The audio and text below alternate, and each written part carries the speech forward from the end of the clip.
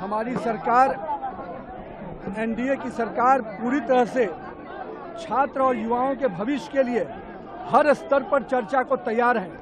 पर राहुल गांधी और कांग्रेस और संपूर्ण विपक्ष चर्चा से भाग रहे हैं, क्योंकि उनको मालूम है जब वो सदन के पटल पर चर्चा करने आएंगे तो उनकी जो दोहरा चरित्र है वो जनता और युवाओं के बीच में जग जाहिर हो जाएगा। हम तो खुली चुनौती देते हैं, आइए संसद के पटल पर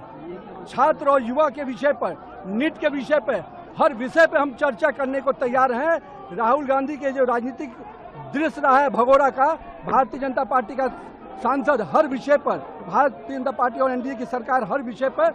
चर्चा भी करने को तैयार है और हर सवाल का जवाब देने को तैयार है। पर मुझे मालूम है कि राहुल गांधी जी और उनकी कुनबा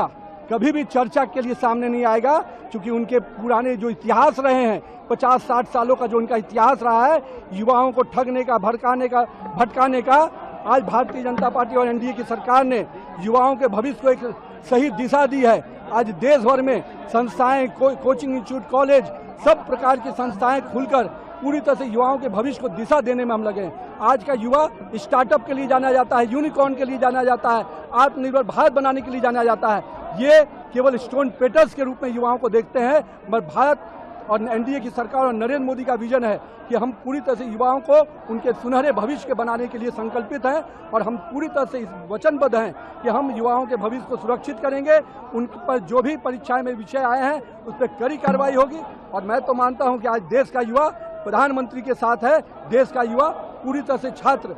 प्रधानमंत्री के उस विजन के साथ है जिसमें विकसित भारत की कल्पना है।